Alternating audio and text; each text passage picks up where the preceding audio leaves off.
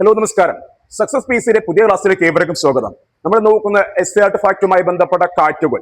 വരും എക്സാമ്പിളെ കൂടുതൽ പ്രതീക്ഷയോട് നോക്കി കാണാവുന്ന ഒരു ടോപ്പിക് തന്നെയാണ് കാറ്റുകൾ. വളരെ സിമ്പിളായി ഞാൻ പറയുന്നു. നമ്മുടെ കാറ്റുകളെ പ്രധാനമായും നാലായി തരംതിരിക്കാൻ നമുക്ക് സ്ഥിരവാദങ്ങൾ എന്നും കാലികവാദങ്ങൾ എന്നും പ്രാദേശികവാദങ്ങൾ, അസ്ഥിരവാദങ്ങൾ. കാറ്റുകൾ 4 തരം. എങ്ങനെയൊക്കെയാണ്? സ്ഥിരവാദങ്ങൾ, കാലികവാദങ്ങൾ, പ്രാദേശികവാദങ്ങൾ, അസ്ഥിരവാദങ്ങളാണ്.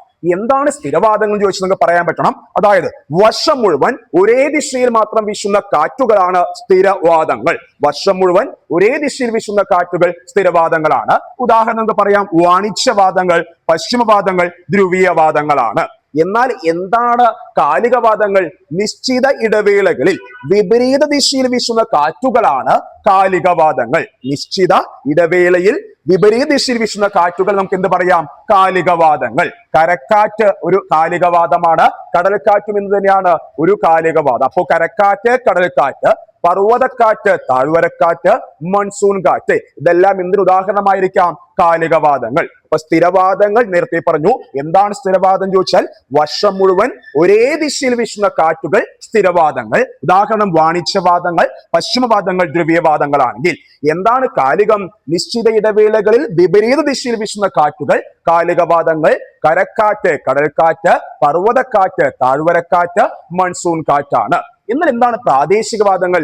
ലോകത്തിന്റെ പല പ്രാദേശിക ഭാഗങ്ങളിൽ താപമർദ്ദ വ്യതിയാനം മൂലം ഉണ്ടാകുന്ന കാറ്റുകളാണ് പ്രാദേശികവാദങ്ങൾ. താപമർദ്ദ വ്യതിയാനം മൂലം ഉണ്ടാകുന്ന കാറ്റുകൾ പ്രാദേശികവാദങ്ങളാണ്. ഈ പ്രാദേശികവാദങ്ങൾക്ക് പ്രധാന ഉദാഹരണം ഏതൊക്കെ പറയാം? Loo, mango shower, Kalbaisakhi, chinook, harmattan, foehn mistral ആണ്. ഒന്നുകൂടി പറയുന്നു. പ്രാദേശികവാദങ്ങൾക്ക് ഉദാഹരണം ചോദിച്ചാൽ Loo, mango shower, Kalbaisakhi, chinook, harmattan, foehn mistral ആണ്. നമ്മുടെ ഇന്ത്യയിലെ പ്രധാനപ്പെട്ട നമ്മുടെ പ്രാദേശികവാദങ്ങൾ ചോദിച്ചാൽ ഏതൊക്കെ പറയാം? Loo, mango shower, Kalbaisakhi. നമ്മുടെ ഇന്ത്യയിലെ പ്രധാനപ്പെട്ട പ്രാദേശികവാദങ്ങൾ ലൂ, മാംഗോ ഷവർ, കാൽബൈശാഖിയാണ്. അടുത്ത നോക്കാം അസ്ഥിരവാദങ്ങൾ. എന്താണ് അസ്ഥിരവാദങ്ങൾ? അതൊരു ഹ്രസ്വകാലം മാത്രം ഉണ്ടാകുന്നതാണ്. ആദ്യം മനസ്സിലാക്കേണ്ട പോയിന്റ്, ഹ്രസ്വകാലം മാത്രം. ശക്തിയോ ദിശയോ തിരിച്ചറിയാൻ അല്ലെങ്കിൽ പ്രവചിക്കാൻ കഴിയാത്താണ് അസ്ഥിരവാദങ്ങൾ. ഓക്കെ, അതായത് ഹ്രസ്വകാലം മാത്രം ഉണ്ടാകുന്നു, ശക്തിയോ ദിശയോ നമുക്ക് പ്രവചിക്കാൻ കഴിയാത്താണ് അസ്ഥിരവാദങ്ങൾ. ഉദാഹരണം ഏത് പറയാം? ചക്രവാതങ്ങളെല്ലാം എന്താണ്? നമ്മുടെ അസ്ഥിരവാദങ്ങളാണ്. അപ്പൊ ഒന്നുകൂടി റിപ്പീറ്റ് ചെയ്യുന്നു. നമ്മുടെ കാറ്റുകളെ പ്രധാനമായും 4ആയി തരംതിരിക്കാം: സ്ഥിരവാദങ്ങൾ, കാലികവാദങ്ങൾ, പ്രാദേശികവാദങ്ങൾ, അസ്ഥിരവാദങ്ങൾ. ഓർക്കണം, എന്താണ് സ്ഥിരം? ഒരു വർഷം മുഴുവൻ ഒരേ ദിശയിൽ വീശുന്നു സ്ഥിരവാദങ്ങൾ. വാണിജ്യവാദങ്ങൾ, പശ്ചിമവാദങ്ങൾ, ധ്രുവീയവാദങ്ങൾ പ്രധാനപ്പെട്ട ഉദാഹരണമാണ്. എന്നാൽ കാലികം എന്താണ്? നിശ്ചിത ഇടവേളകളിൽ വിപരീത ദിശയിൽ വീശുന്ന കാറ്റുകൾ കാലികവാദം. കരക്കാറ്റ്, കടൽക്കാറ്റ്, പർവ്വതക്കാറ്റ്, താഴ്വരക്കാറ്റ്, മൺസൂൺ കാറ്റാണ്.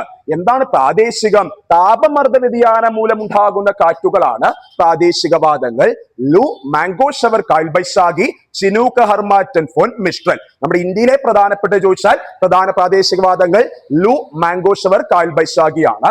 എന്താണ് അസ്ഥിരം? അതായത് നമ്മുടെ നോർമൽ, അതായത് ഒരു ഹ്രസ്വകാലത്തിൽ മാത്രം ഉണ്ടാകുന്നു, അതിന് ദിശയോ ശക്തിയോ പ്രവചിക്കാൻ കഴിയാത്താണ് അസ്ഥിരവാദങ്ങൾ.